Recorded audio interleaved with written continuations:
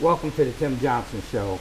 I'm here with my co-host Hugh Roberts and also Mr. Sam, and I'm gonna let my co-host take it from here, Hugh Roberts. We're gonna finish up a conversation we started last week, but I'm gonna let my co-host take it from here. Thank you, Brother Johnson, and always our sheriff. What we really want to focus on, again, and this is something we're doing, a labor of love, real talk, bringing information to our community. And what we're trying to do is work to empower our community to really engage in doing some things. Earlier, Mr. Johnson mentioned something about traveling in the community in Flint, and even myself, and witnessing a really lack of concern for the citizens. And the citizens have to step up because the trash is on the ground and on the streets. This is really affecting our image and each other, our children, what our children see. And these are some things, when we keep talking about Black Lives Matter or human beings matter, it matters right in your community. What you do in your community matters. And so often I am tired of listening to people to say, well, because I don't own this, because this is not mine, then I'm going to treat it a certain way. Listen, from this COVID-19, and I really, really want to encourage our community to really review this documentary on YouTube. It's called 1918 Pandemic, because we keep hearing people frustrated about having to wear masks and having to social distance themselves. When you watch that, listen, in 2 years, over 100 million people died all over the world because people got frustrated of being inside or enclosed or not being able to do what they want to do. Listen, all of us breathe the same air. We cannot get around this. We are not going to Mars, Venus, or Pluto. We have to love this planet and really love each other. And this is the time I really do believe, and sometimes I'm discouraged sometimes to bring religion into this, but if you really believe in a higher power, it's incumbent on all of us to step up and step out where we can start really protecting ourselves by listening to the scientists and really working to heal each other from inside and our community by the actions that we take. I really want to really emphasize that you, listening audience, have a responsibility where you live. I don't care if it's in the project, under the project. I don't care if it's in Flushing or Fenton. In those communities that are dealing with poverty and lack of resources, again, we want to encourage our communities and people that care to help us to lift our community up, and all of us can do something. And now today again, we're going to go back what we started last week about mental health in our community. Again, we talked about last week a little bit about what Governor Engler did when he closed a lot of those resources. They were providing services for everybody to some degree in the community. Because a lot of times when we are dealing with extreme mental health or mental health issues, and with poverty and oppression and stress, that breeds a certain kind of psychosis. And all we're trying to do is help give information to our community where we can make real, better, and clear choices. Behind this COVID-19 and what it's doing to our community, there are some things that we can do, and we got a person here, Mr. William Sam, therapist, has been working in many areas dealing with mental health, and he's going to share some information that he's been working on, and I'm going to turn it over to Mr. William Sam. Good afternoon. What I'm going to do today is basically share with you an article that came out in the Washington Post on 5/4/20, and it was called the Coronavirus Pandemic Pushes America into a Mental Health Crisis. The way I look at the whole situation, I've said consistently that this virus has affected all of us. It affects us in different ways and deals with our emotions and feelings and our moods. And I'm just trying to stress the point that it affects everybody. And in this article in the Washington Post, when they say that the mental health has been effective of people. You talk about anxiety, depression is rising, and the ill prepared. We were, as a society, we're ill prepared with and on the brink of collapse. And historically, the wave of mental health problems approaching depression, substance abuse, post-traumatic stress disorder, and suicide, it affects all of us. And the way I try to gauge this is if normal, regular people in society, how it affects them, then I look at the people who are not in the system or who does not have access to mental health services, to health care, the whole way, because it's going to affect the person. The Kaiser Foundation found that nearly half of the referral in the report that the crisis was, the mental health crisis was harming.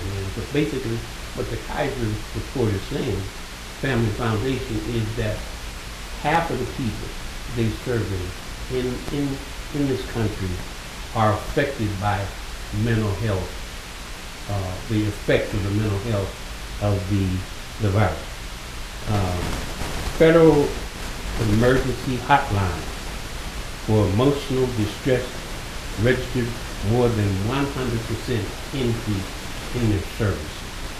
So again, what I'm saying to us, when we talk about real talk, then we have to look at how this affects regular people, everyday people in the mainstream, and then what I like to call is a whole nother classification of people who are not getting services, who are disabled, who are disadvantaged, who are poor, who they're just out of the system. And I try to gauge things in those two particular angles. Now, Mr. Sam, right there where you were going with when you broke it down in different groups, and I'd like to bring Mr. Johnson in a little bit, because last week he mentioned something about in his years of law enforcement and how he was able to identify now certain behaviors in individuals. And I think what's going on now is, and what I'm afraid of, and I would hope Mr. Johnson can speak a little bit to this, and please kind of stay on the same line with me, Mr. Sams, is that it seems like there's a push where we keep saying, you know, before the COVID-19, the system was broken. There was not the adequate care across, you know, any different demographics. And see, when you think about the demographics of people, and Mr. Sam alluded to those people, the 45% that are, he referred to them as normal people or people with access or with the ability to pay for these services. And then you have the majority of the people, to some degree, that doesn't have those resources. And I just wanted Mr. Johnson to tap in a little bit, because I still want to kind of tie in, you know, law enforcement responsibility that's really not their responsibility to deal with mental illness. And see, that's something that we're missing, because so often law enforcement is called out to deal with people with psychotic or episodes. You know, we using them for things they wasn't designed to do. So Mr. Johnson, can you touch on that a little bit? I can. I think that, and I think you just stated it best. Okay. The system's broken. It's been broken, and it was broken way before COVID-19 even hit. And that's where the problem is. They're so busy building more prisons that money was put into the system to help people who had these kind of disabilities. I think we'll be a lot further ahead, even trying to get a full understanding of some of these people. And some of these people, they hold 9-to-5 jobs, and you know, but they got issues, and they're not getting the proper help because they can't afford it, for number one. Mm-hmm. You know, and our system is broken, and that's where the problem lies, and that's where it needs to be fixed at the root of what's going on. And I think the people that we put in the office these elected officials, instead of actually trying to build more prisons or trying to allocate funding to some other type of program. I tell you, it's a large amount of citizens that we have right here in our own country. This is not a foreign country. This is not Mars, and like you said, this is not another planet. No. You know, and a lot of people seem to think that the United States of America is the greatest whatever to live in. Yeah. And maybe it is, but it's so broken in so many areas. It's just not funny. Yes, you know, sir. and most of these other areas, they have training, and they have help sites for these kind of people. Yes, sir. We're too busy locking them up, and I think we have the largest what do you call population, people in jail, the largest population in jail right here in the United States. Yeah, well, on that note, we do have, we are 5% of the world's population as a whole, but we lock up 25% of our people. Hear me, we are 5% of the world population and lock up 25% of our citizens. Now, when you, Mr. Johnson, you said something that only you can really talk about, because Mr. Sam and I are not privy to your information. So often they want to say law and order, law and order, law and order. We get riled up about defund the policing. And when you look at the history, Mr. Johnson, and you just alluded to lock prison, and all that is a byproduct of, if you want to be honest, a byproduct of 1863 or 1865, the Emancipation Proclamation, 13th Amendment. When they said when we were no longer enslaved, then they're going to lock us up or give us a crime where you have a felony, when you have to go into these work camps and work your life away for free, which is the same kind of penal system that was designed in the beginning. So my question to you is, what kind of language and how do we encourage those people that are so up in arms about defunding when there should be an equitable allocation of funds? And those politicians now, from Layton and all these people that are running, because it's, for me, power is local. And so a lot of times when we can push our local leaders to think and do things differently, I think they have a responsibility locally and then on a national level, Mr. Johnson. You know, defunding the police is not the answer, because actually the police is not trained to actually even deal with these kind of individuals. That's why you have people like Dr. Mr. Sam saying, sitting here, you know, that's his expertise. And now, unless he takes a handful of police officers and try to train them on what to look for and how to treat these people and deal with these people, I mean, what do we have? We got individuals out there running around in uniform, and the second they come across an individual like that, the first thing they think, oh, this guy's going to jail. I mean, he just knocked over a store rack, not even looking into the guy's maybe past, or even trying to relate to the guy or talk to the guy to find out this guy got some issues. Yes, we need to get him help. You know, this is a problem that needs to be resolved at the legislative level where these laws is passed. That's the only way we can sit here and we can try to reform, you know, our citizens in this community. But until the laws are changed and until the courts actually agree and until the prosecutor's office actually, all of that's got to be brought into play and brought into a room where they sit down and they actually work it out of how they're going to actually mitigate a lot of these circumstances when these people get in trouble and to keep them from getting in trouble. Now, when you say that, Mr. Johnson, again, those people that we are electing into office, we and the citizenry have the responsibility for those people that are elected to be speaking for our voice. Yes. And that's something we got to start holding them accountable. Yes. And that's one of the keys. Now, Mr. Sam, I want to bring you back in and tie in, as you were talking about the groups of people and the inadequacy of the flow of money or the resources that should be allocated in our community to make our whole United States whole. Make it whole. Make it whole. Yeah. Well, like I said, when you look at our situation, we were behind the 8 ball in funding for the youngsters. We know that. The politicians know it. The people know it. That's why we're in the situation that we are in. The people know it, and change has to come. And again, using my 2 steps, if the regular Joe Blow is having mental health issues, then the other folks who are less fortunate don't have the opportunity to trust going to therapy. They're just dealing with the problem straight up. And the reason why the information, with a few more statistics,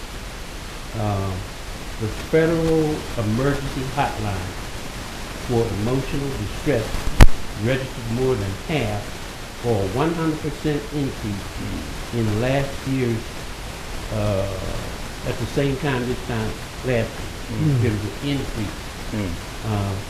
20,000 people checked the hotline run by mental health organizations. And online therapy or live talk, through the telephone or work, increased 50%. Now again, when I say Joe Blow, I mean folks that are connected to the system, that have resources, how to use the system. You don't know how to use the system, and or you are hopeless and helpless, and you just have given up. My question, when I use the two-tiered system, if regular people are here, then where are these other folks? Okay. Those are those other folks that we're dealing with, that we have to deal with, that we can't build enough prisons. Right. No. To keep. No. So we have to begin the process of addressing the issues, because right now, with the COVID virus, the folks in prison are not being addressed. at all. Not being addressed. Their mental health is not being addressed. And so you can just start from the mental health and just go up the line. The prison, the hopelessness, the helplessness, and it just goes up the line. And the further up the line you get, the more a person has the resources. So we have to deal with this issue. And the other thing, we have to be honest and open about what legislation we're going to pass and who we're going to elect. If not, the situation will get worse. Someone has to say, when do we stop? Someone has to say, it has to stop. You can't just keep building prisons. And you just can't keep building, abusing people on the street. There shouldn't be any lawlessness, whether it's the police officer, it's about crime in the street. And I believe, based upon my personal experience in working in the community, that this increase in violence that's come over this country, and with the police brutality, the crime against our people, is directly related. The lack of understanding of what's really going on in an individual's mind. And I tell you, we all know that this disease does not have no color, no boundaries, none of that. You can be one of the most educated and one of the most, you can be a professor in a college university, and you can still have some type of mental dysfunction. Yes, sir. You know, so I think Mr. Sam said it best. It doesn't have any lines. There's no barriers there. So so if you say everybody in this room, how do you know who's, you just don't know. And that's the reason why. That's the reason why our system has to be more equipped than what it is. And God knows it's not the jails. The jails is not the answer. And actually, honestly, neither is the police. This is way over the police head. Yeah.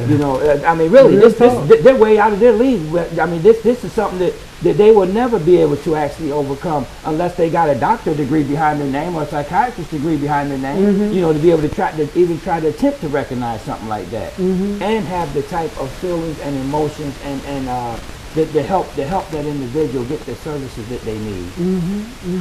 And that's good that you say that, because what I'm thinking and what I'm hearing from both of you guys is we never talk about the children No. and the impact Oh my God. all this is having on our children. Oh my God. Because if you think about, mental health, Another story. and when it's undetected, and then you have people trying to cope with it the best way they can, and how these children are being abused, are being left. That's it. I mean, You're on it. You're and on it, yeah. if we supposed to be a nation, You're on it. they're supposed to be built on love and this thing called God. You're all over it. And then it seems like we got a cult of personality. It's like a fan club. And you got a cheerleader here and a cheerleader there, and somebody can tweet and it's just madness. Again, I keep always saying it's like 3-card Molly. You find the P. What hand is it in? He just opened up a can. No, you did. You just went in another whole direction with this conversation. Because you think about it. The parents, maybe just one of the parents have an issue like that. Yeah. When you bring the kids into play, and you see how them, and you know how them kids is being treated up under that type of parenting, that's another whole story. Now you know. Now you probably get some kind of a sense of why kids act the way they do when they're out in the street.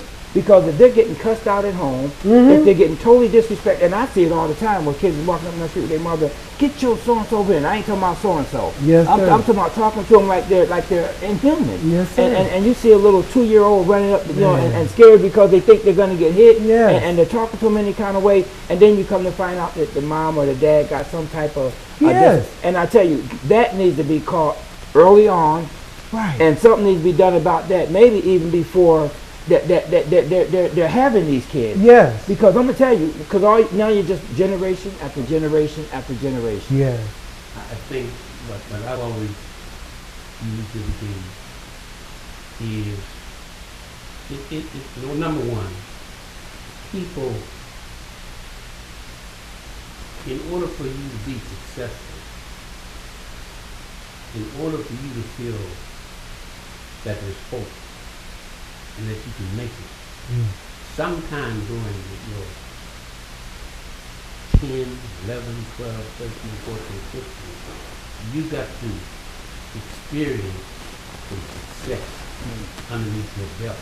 And if you don't, then there's studies out there that show that you basically will remain in a certain condition the rest of your life. That's good. Period. Everybody knows that's deep. Anybody that's done any study knows that's the case.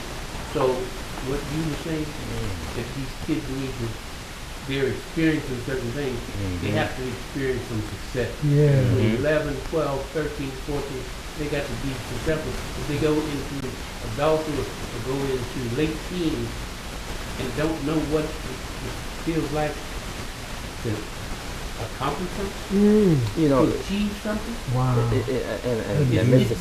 Mr. Sam probably can probably elaborate on this better than I can, but I was told that if you don't start teaching the kid at the age of 1 and 2 and 3, that's right, then they're going to be lost. That's right. Because when they get to be 4, 5, 6, and 7, they're already kind of set in their little mode.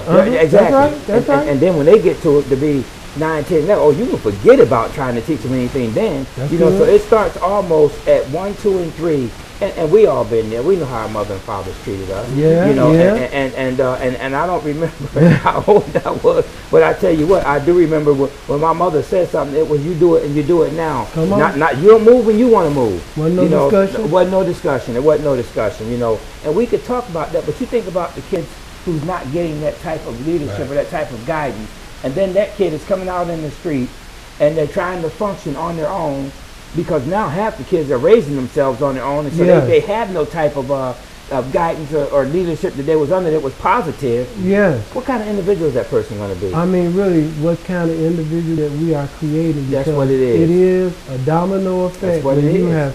You think about it. So poverty and lack of resources, yes, sir, and lack of investment in community. Yes. And then you have these people that have children. So they have no foundation. And so they are raising, or they are around babies that they are not giving them and nurturing them the way they need to be. When back in the day, you and I both know, coming from strong families and extended families and extended communities, because even me from Chicago and coming to Flint, Roosevelt School that I attended, and then Lowell, we had our teachers was like our parents. Yes, exactly. They loved us. Our community was like our parents. Exactly. And even in our schools, man, we had nurses, man.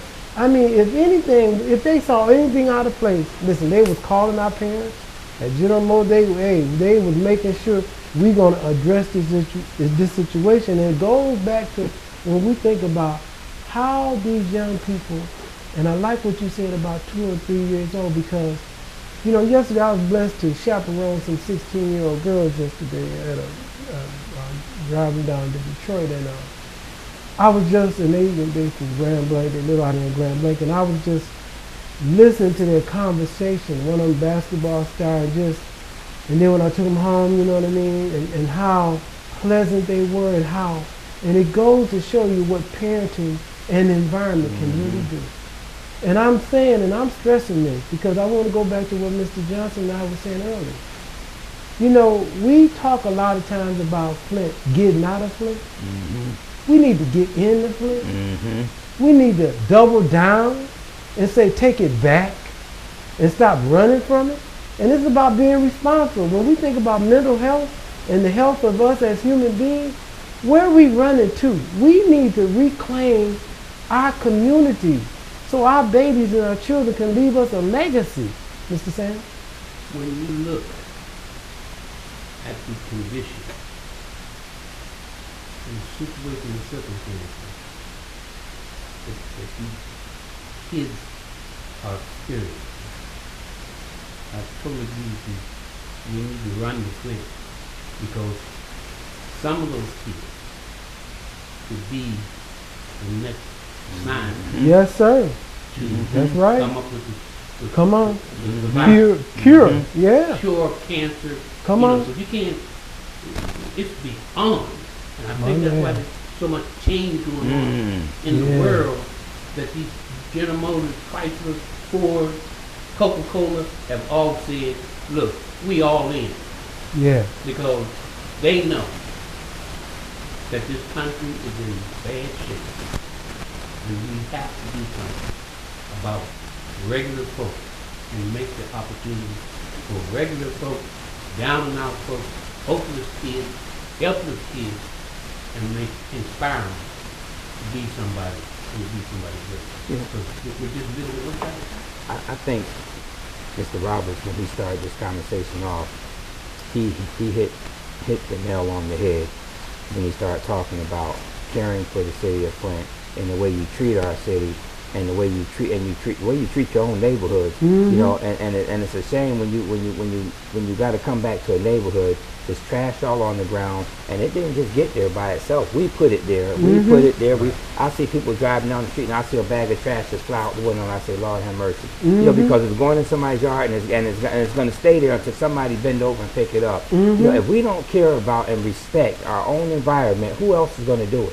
Nobody. Who's going to come on Mr. So-and-so's lawn and pick up that trash off the line and say, Mr. So-and-so or Miss So-and-so, they're not in the condition to go out there and bend over and pick it up. Right. Who's going to go out there and clean that up? Nobody.